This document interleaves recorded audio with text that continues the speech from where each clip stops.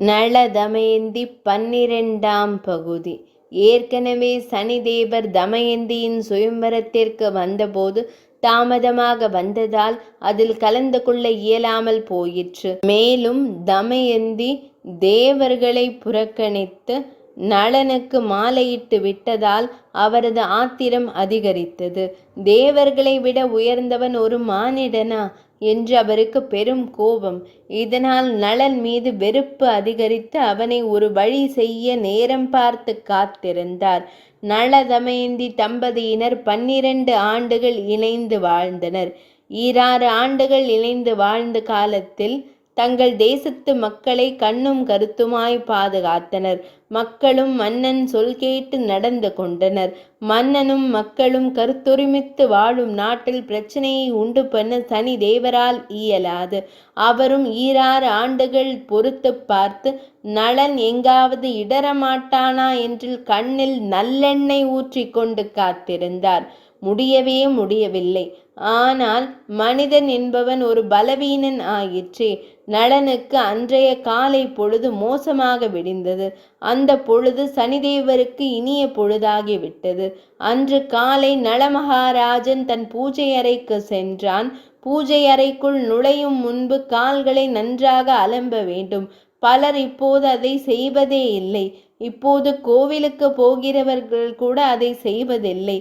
திருப்பதி போன்ற 1-2 ஆலயங்களில் உள்ளே நுழையும் போதே நம் குதிகால் அளவு தண்ணீர் படும்படி ஓடவிட்டிருக்கிறார்கள். மற்ற இடங்களில் தெப்ப குளத்தில் போய் கால் அலம்ப வழியின்றி வற்றி போய்விட்டது.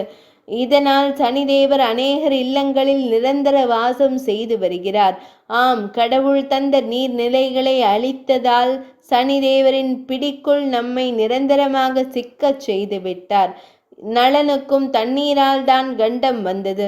அவன் கால்களை அலம்பினான். ஆனால் சரியாக அலம்பவில்லை. சிலர் காலின் முன்பகுதியில் மட்டும் தண்ணீர் ஊற்றிவிட்டு செல்வார்கள்.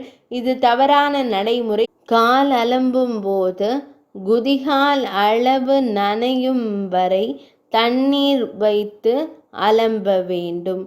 நள மகாராஜா குதிகால் நனையாமல் அலம்பி தவறிழைத்து விட்டார். ஏதோ நினைவில் முன் கால்களை அலம்பியவன் குதிகாலை அலம்பவில்லை. இந்த சிறு தவறை தனக்கு சாதகமாக்கிக் கொண்ட சனி தேவர் நளனின் கால் வழியாக அவனது உடலில் புகுந்து பிடித்து கொண்டார். சனி என்றால் யாரும் பயப்பட வேண்டிய அவசியமே இல்லை. யார் ஒருவன் கடமை தவறுகிறானோ அவனை மட்டுமே அவர் பிடிப்பார். சின்ன தவற்றை கூட அவர் சகித்து கொள்ள மாட்டார்.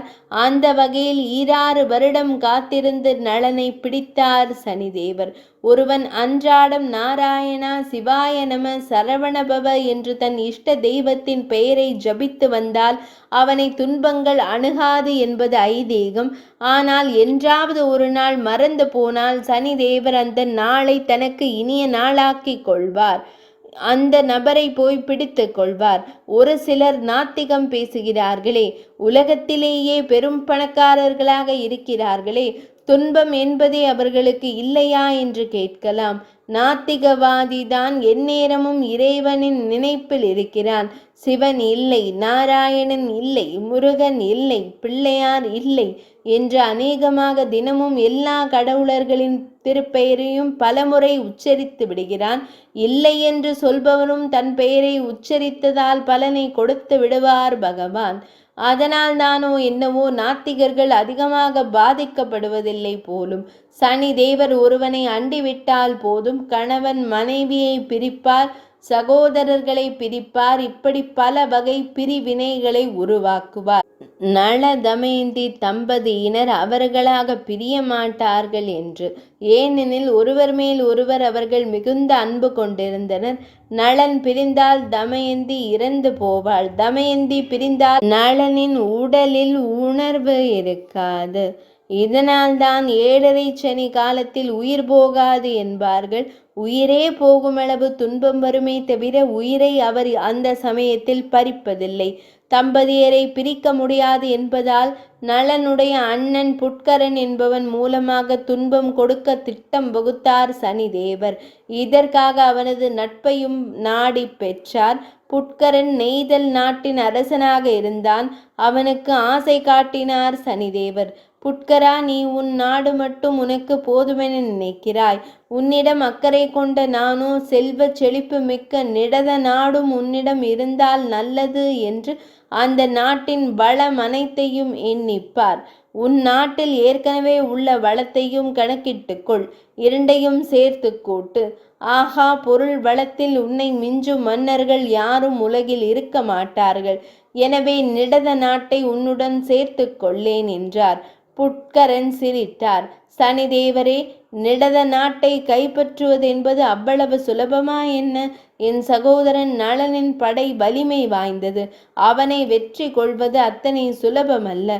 அவனிடம் வம்பிழுத்து இருப்பதையும் இழந்துவிடக்கூடாதே என்றான் சற்று அச்சத்துடன். புட்கரா, அப்படியெல்லாம் நான் விடுவேனா?